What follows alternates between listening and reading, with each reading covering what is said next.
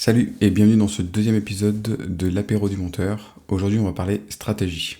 En effet, quand je me suis lancé en tant que professionnel dans le montage, il a fallu que je définisse une stratégie globale de mon entreprise et aussi à minima des stratégies sur comment je produis du contenu, qu'est-ce que je produis comme contenu, où est-ce que je le produis, sur quel type de contenu en fait. Donc l'idée ici c'est de t'amener dans ce parcours et de te montrer comment j'ai fait les choses pour que tu puisses soit copier une partie ou tout ou pas du tout.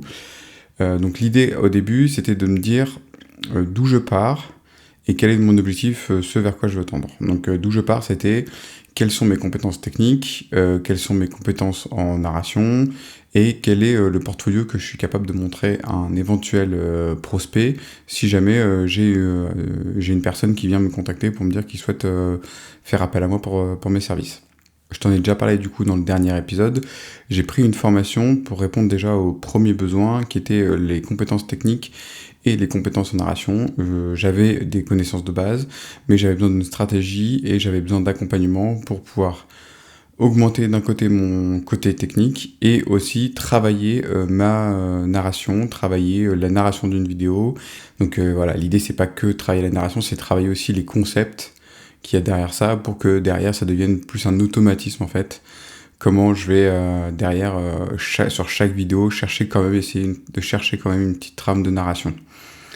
Donc l'idée de la formation que j'ai prise, c'est de me permettre de monter en compétence là-dessus.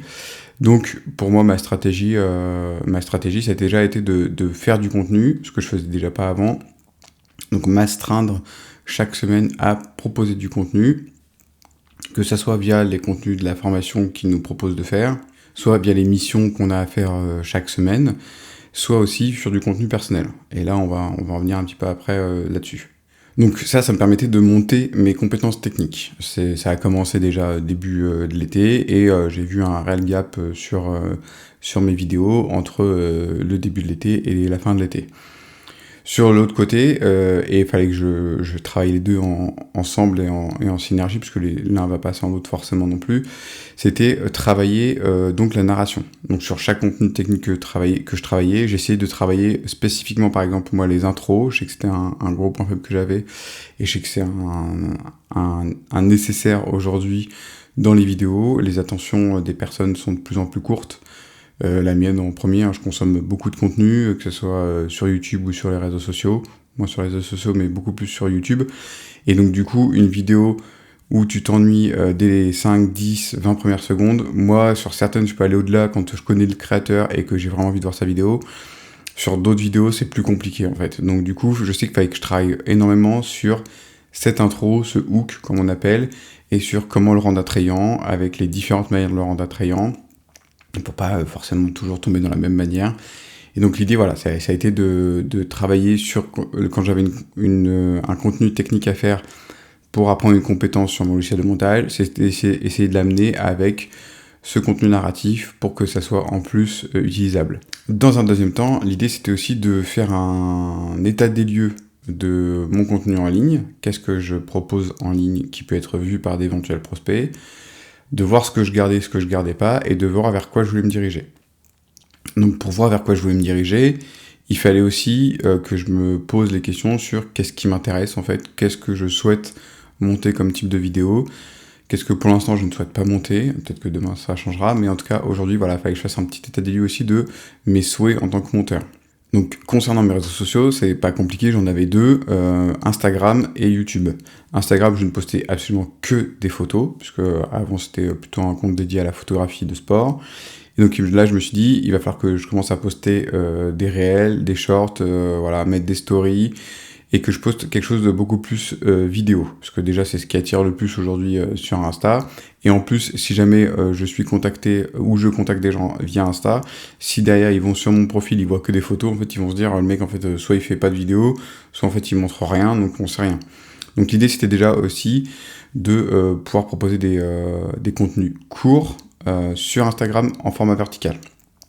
Donc ça c'était quelque chose de complètement nouveau pour moi, parce que moi je me suis concentré sur le format plutôt long, plutôt horizontal, et je communiquais assez peu sur Instagram, même quand j'avais un format long horizontal en fait. Je faisais pas forcément par exemple un réel ou un short sur Insta pour en faire la promotion en fait. Par exemple sur la chaîne de ma femme qui a fait tout son Ironman, on a très peu communiqué sur son Insta ou sur le mien dès qu'une vidéo sortait en fait en format long sur YouTube. Et donc du coup l'idée c'était aussi de prendre ces vidéos-là et cette chaîne-là pour essayer de faire un état des lieux encore une fois ou une autocritique de qu'est-ce qui a pas fonctionné, qu'est-ce qui était pas bien dans ces vidéos, qu'est-ce qui était bien, qui a gardé, comment je peux améliorer telle ou telle chose. Et on en reviendra plus tard justement sur la stratégie de contenu. Donc la deuxième chose aussi, c'était d'aller voir ma chaîne YouTube. Donc là sur ma chaîne YouTube, c'est pas compliqué, je crois que ça faisait 4 ans que j'avais pas posté dessus, et c'était que ce qu'on appelle des visual vibes, c'est-à-dire de la musique et des plans qui s'enchaînent, des fois avec une certaine construction d'histoire, des fois pas du tout. Et c'était pour moi mes balbutiements en tant que monteur, et c'était l'idée juste de faire des belles images en montagne et d'essayer d'en faire quelque chose sur une belle musique. Donc j'ai gardé ça parce que je trouve que c'est aussi l'identité de qui je suis et d'où je viens. Mais maintenant je veux aller vers autre chose, et je veux pas aller vers autre chose de complètement différent, je veux juste aller vers autre chose de plus performant et de plus efficace et de mieux en fait. Donc ça m'amène à mon deuxième point. Qu'est-ce que je veux faire comme vidéo en fait ? Qu'est-ce que je souhaite monter comme vidéo ? Est-ce que je veux faire les vidéos du prochain Squeezie ? Ou est-ce que je veux faire des pranks ? Ou est-ce que je veux faire d'autres types de vidéos de personnes qui jouent sur Twitch ? J'avoue que c'est pas trop ce qui m'attire. Moi, j'aime le monde du sport, j'aime bien toutes les valeurs qui en découlent. J'habite à la montagne ou près des montagnes, et donc j'aime bien l'environnement montagnard, et je pratique la montagne. Donc moi, ce que j'aimerais monter comme vidéo, c'est des vidéos qui tournent autour du sport. Donc je te mettrai, si tu veux, quelques liens en dessous de créateurs par exemple qui m'inspirent dans des vidéos sportives, et j'aimerais moi monter pour ces gens-là, ou monter des vidéos qui ressemblent à ce qu'ils font en fait. Donc l'idée c'était de rester dans la niche dans laquelle je suis, et je t'en parlerai dans une vidéo, mais c'est important de trouver sa niche et une expertise, puisque c'est là où tu vas pouvoir devenir compétent, et tu vas pouvoir devenir une référence en fait, et quand les clients vont penser à quelqu'un, ils vont se dire moi je suis dans le domaine du sport, par exemple, je sais que ce monteur-là, il fait que des vidéos de sport en fait. Et entre une personne qui fait des vidéos d'un peu tout, de gaming ou tout ça, et une personne qui fait des vidéos de sport, alors que moi je veux faire une vidéo de sport, je vais probablement faire plus appel à un monteur spécialisé dans le sport. Et même tu peux aller encore plus loin dans cette niche, hein. C'est-à-dire que tes clients, tu fais une vidéo sur du trail, est-ce que tu vas aller vers un monteur qui fait beaucoup de vidéos, par exemple, de crossfit ou de course à pied route ? Voilà, c'est un mauvais exemple, mais est-ce que tu vas aller vers une personne qui fait beaucoup de vidéos de crossfit, ou une personne qui fait vraiment du montage spécifique trail, et qui en plus pratique du trail ? Donc, alors là, oui, on est loin, mais en fait, quand faut se mettre aussi des fois à la place des clients, ils cherchent quelqu'un à qui ils ont le moins de choses à expliquer. Et trouver un monteur qui partage la même passion ou la même activité que toi, tu promeus dans tes vidéos, c'est plus facile, parce que quand moi je fais du crossfit, si je tombe sur une personne qui veut monter une vidéo de crossfit et qui dans ses vidéos il me parle de snatch, et il me parle de clean and jerk, et il me parle de deadlift, de toast to bar, moi je comprends ce que ça veut dire en fait. S'il me parle d'AMRAP et de 4Time, je comprends ce qu'il me veut dire en tête. Et peut-être qu'un autre monteur de vidéos sportives va moins comprendre, et que ça demandera au client de lui expliquer. Par exemple, parce qu'il saura peut-être pas retenir ce qu'il faut au bon moment. Peut-être que si, hein, bien sûr.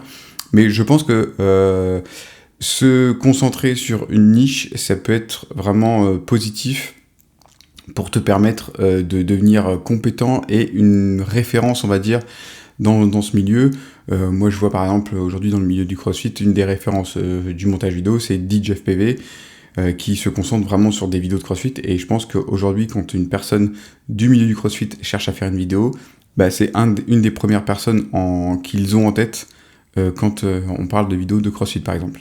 En vidéo de trail, je pense à Simon Duguay ou Justin Galland, qui sont deux personnes qui font des vidéos de trail, et je pense que quand aujourd'hui il y a un trailer ou une marque qui pense à faire des vidéos de trail, c'est à eux qu'ils pensent en premier, parce qu'ils se sont nichés, et ils pourraient faire des vidéos sur d'autres sujets qui seraient hyper qualitatives, mais en fait ils ont même pas besoin d'aller là-dedans, tellement les personnes dans leur niche client, ils leur font appel en fait. Donc l'idée, voilà, c'est d'orienter ma stratégie de contenu là-dessus. Donc la stratégie que j'ai mis en place pour créer tout ce contenu, ça a été de commencer par créer du contenu vertical et de me concentrer pour l'instant sur le contenu vertical.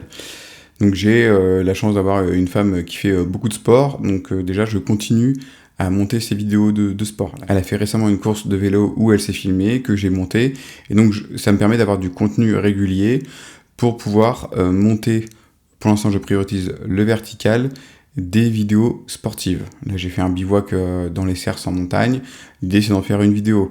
Ma femme a fait aussi un bivouac dans le Tour des Fises il y a 2 ans, elle a fait des plans. Donc l'idée, ça serait d'en sortir une vidéo assez qualitative, d'essayer de, même s'il n'y a pas forcément beaucoup de narration à trouver dedans, d'essayer d'en trouver une quand même, d'essayer de trouver ce qui va permettre aux gens de rester accrochés, que ce soit peut-être via une voix off. Mais l'idée pour l'instant, c'est surtout de monter en compétence sur du contenu court et vertical, chose que je n'avais jamais fait avant.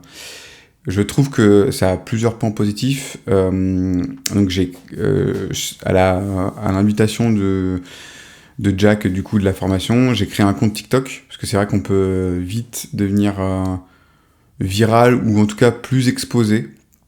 Sur TikTok, c'est plus facile. Là, la première vidéo que j'avais fait sur moi en train de me cloner, j'avais fait 1500 vues, alors que c'était ma première vidéo sur TikTok et que j'avais personne qui me suivait. Donc c'est vrai que ça peut plus facilement permettre d'avoir de la visibilité sur ce qu'on fait, en fait. Donc l'idée, c'est de poster mon contenu vertical sur Instagram, TikTok et YouTube en vertical, sur les 3, et de faire du contenu rapidement. C'est ça aussi l'intérêt du vertical, c'est que tu peux passer 3 jours sur un short vertical si tu veux, mais tu peux aussi passer 1 heure et avoir un contenu court, impactant en fait. C'est ce qui s'est passé là pour une vidéo qui va sortir bientôt, sur un tutoriel par exemple de comment je me suis cloné. Cette vidéo elle m'a pris une demi-journée à tout casser. Donc si elle marche, l'investissement il est faible pour un rendu intéressant. Si elle marche pas, l'investissement il est faible, mais pour un rendu pas intéressant. Donc c'est-à-dire que la prise de risque elle est faible. Et donc du coup je me dis pas, j'ai passé, comme sur la vidéo de l'Ironman de Laetitia, j'ai passé 3 semaines à monter sa vidéo et au final j'ai 1500 vues. Alors que là je peux me dire, j'ai passé 3 heures à monter cette vidéo et j'ai 1500 vues. Donc il y a le même nombre de vues, mais tu vois l'investissement de base il est pas du tout le même. Ce qui fait que le ressenti derrière, en tout cas pour moi, il est pas du tout le même. Avoir 1500 vues pour 3 heures de vidéo, ça fait 500 vues à l'heure, tu vois, par exemple, si on veut compter comme ça. Avoir 1500 vues pour 30 heures de vidéo, c'est pas du tout la même chose, tu vois, ça fait 50 vues à l'heure. Donc c'est 10 fois moins. Donc l'idée de monter du contenu vertical, c'est aussi d'avoir aussi beaucoup de contenu à proposer et à montrer quand j'aurai quelqu'un qui va me démarcher ou que moi je vais démarcher. Et donc là aussi on rentre dans ce dont je te parlais la semaine dernière, c'est le démarchage passif. C'est-à-dire que l'idée aussi de faire du contenu court comme ça sur les réseaux, c'est d'être visible par les potentiels clients que moi, pour qui moi j'aimerais monter en fait. Et donc par exemple quand je fais des stories ou que je fais du contenu court, des fois je peux voir qui c'est qui regarde cette vidéo et je vois qu'il y a des potentiels clients pour qui moi j'aimerais monter et qui regardent ces vidéos. Donc c'est-à-dire que pour l'instant, je ne les démarche pas de façon active en disant je veux monter pour toi. Par contre, là, il y a un petit truc qui se passe dans leur tête, peut-être pas, hein, peut-être que c'est moi qui me dis ça, peut-être que c'est dans la tête que ça se passe, le petit truc. Mais moi, je pense qu'il y a un petit truc qui se passe dans leur tête en se disant « Ah, attends, il y a ce mec-là qui fait des vidéos sur le sport. » Tu vois, ça, juste comme ça. Et puis, peut-être qu'à force d'en voir tous les 2-3 jours, elle va se dire « Ah, c'est ce mec-là, il fait vraiment des vidéos sur le sport, en fait. » Et puis, peut-être qu'un jour, il y a un monteur qu'ils auront qui sera pas dispo sur leur vidéo là au tenté, il va se dire attends, je me souviens du mec que je regardais sur Insta, il faisait des vidéos sur le sport, je vais le voir avec lui si ce qu'il pourrait proposer ça pourrait me correspondre en fait. Et donc l'idée de proposer du contenu court, c'est ça en fait, c'est d'essayer d'atteindre plus facilement et de façon plus informelle des potentiels prospects, enfin des prospects du coup des potentiels clients qui moi m'intéressent et pour qui je souhaiterais monter par la suite. Donc ma stratégie, pour l'instant, elle se dirige là-dessus. C'est-à-dire, si je peux te faire un résumé, c'est monter en compétences techniques, donc faire des vidéos juste techniques, comme tu as vu la vidéo de clonage, c'est vraiment juste technique pour moi. Essayer derrière de faire une vidéo tuto. Donc là, le clonage, il y a une vidéo tuto qui arrive dessus, donc ça m'a permis moi de continuer à monter en compétences techniques, de faire un tuto avec du rec screen, des choses que je ne sais pas. de créer une narration sur ce tuto, c'est-à-dire d'essayer de faire une intro où je vais essayer de te tenir en haleine pour t'encourager à aller voir ce tuto. Et derrière, ça va aussi permettre de montrer aux gens que, par exemple, je sais faire des vidéos. Et la semaine prochaine, on parlera d'organisation. C'est-à-dire que là, je te parlais de stratégie, quel type de contenu j'ai mis en place et quel type de contenu je voulais mettre en place pour pouvoir continuer à démarcher de façon passive et pour pouvoir continuer à monter en compétences. La semaine prochaine, du coup, je te parlerai d'organisation, c'est-à-dire comment j'organise mon temps, comment je m'organise, avec quels outils je m'organise pour pouvoir être le plus efficace possible, ou en tout cas plus efficace, et pour pouvoir limiter la procrastination. Et donc, je te montrerai tout ça la semaine prochaine. Ciao!